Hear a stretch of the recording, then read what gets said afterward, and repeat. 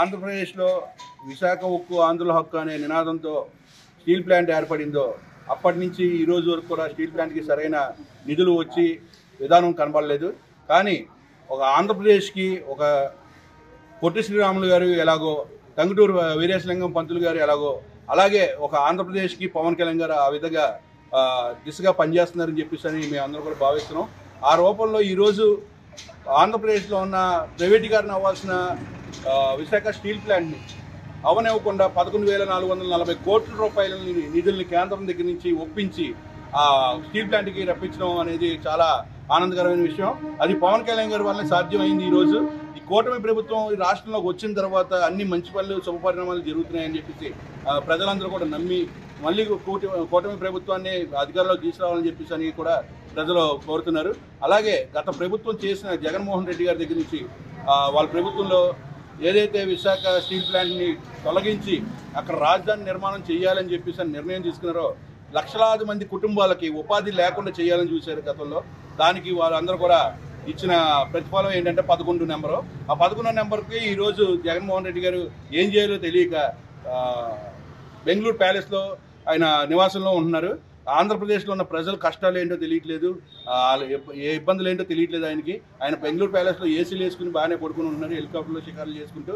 కానీ ఆంధ్రప్రదేశ్ ప్రజలు బాగుండాలి, బాగోగులు కావాలి అని చెప్పేసి పవన్ కళ్యాణ్ గారు, నారా చంద్రబాబు నాయుడు గారు ఇద్దరు ఏ విధంగా పనిచేస్తున్నారో దానికి దిశగా ఈరోజు ఆంధ్రప్రదేశ్ అభివృద్ధికి చాలా దిక్సూచిగా మారిన పవన్ కళ్యాణ్ గారిని మళ్ళీ నారా చంద్రబాబు నాయుడు గారు వీళ్ళిద్దరు కూడా నిండు నూరేళ్ళు సుఖశాంతులతో ఉండాలని చెప్పేసి ఆంధ్రప్రదేశ్ ప్రజలందరికీ కూడా ఈ విధంగానే సేవ చేస్తూ ఉండాలని చెప్పేసి మేము అందరం జన సైనికులందరూ కూడా తెలియజేస్తున్నాం. అలాగే గత ప్రైవేటీకరణ చేస్తామని చెప్పేసి కేంద్ర ప్రభుత్వం గతసారి ఏదైతే ప్రకటన చేసిందో ఆ ప్రకటనకి పవన్ కళ్యాణ్ గారు వచ్చి సమాధానం చెప్పాలని చెప్పేసి అప్పుడు చాలామంది వైసీపీ పేటీఎం డాగ్స్ కొన్ని కుక్కలు ఉన్నాయి, ఆ కుక్కలన్నీ మురిగినాయి. ఆ రోజు అధికారంలో లేనప్పుడు పవన్ కళ్యాణ్ గారు వచ్చి సమాధానం చెప్పడం ఏంట్రా అని చెప్పేసి మేము కూడా అడిగాం. కానీ వాళ్ళు ఏంటంటే అధికారంలో ఉన్న వాళ్ళు మాట్లాడరంట. అధికారం ఏమి లేని వ్యక్తి పవన్ కళ్యాణ్ గారు వచ్చి మాట్లాడాలి, పవన్ కళ్యాణ్ గారు దాని మీద స్పందించాలన్నారు. నిజమే, పవన్ కళ్యాణ్ గారు ఆ రోజు కూడా చెప్పారు, నాకు ఒక ఎంపీని ఇస్తుంటే నేను దాన్ని ఆపేవాడిని అని చెప్పేసి.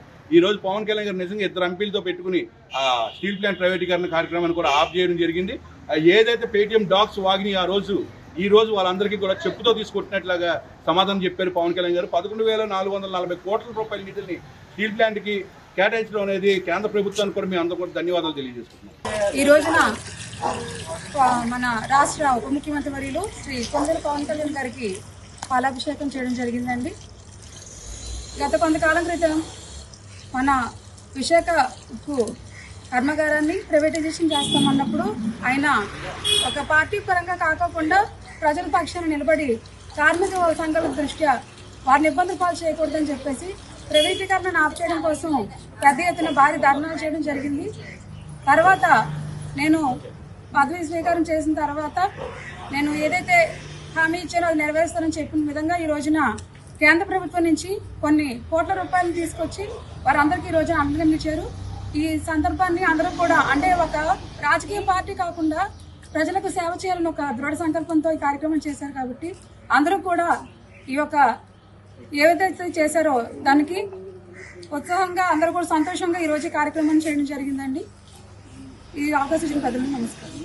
మరిన్ని వీడియోస్ కోసం ఛానల్ ని సబ్స్క్రైబ్ చేయండి. లేటెస్ట్ అప్డేట్స్ కోసం వాట్సాప్ ఛానల్ ని ఫాలో అవ్వండి. ఆ లింక్ డిస్క్రిప్షన్ లో ఉంది.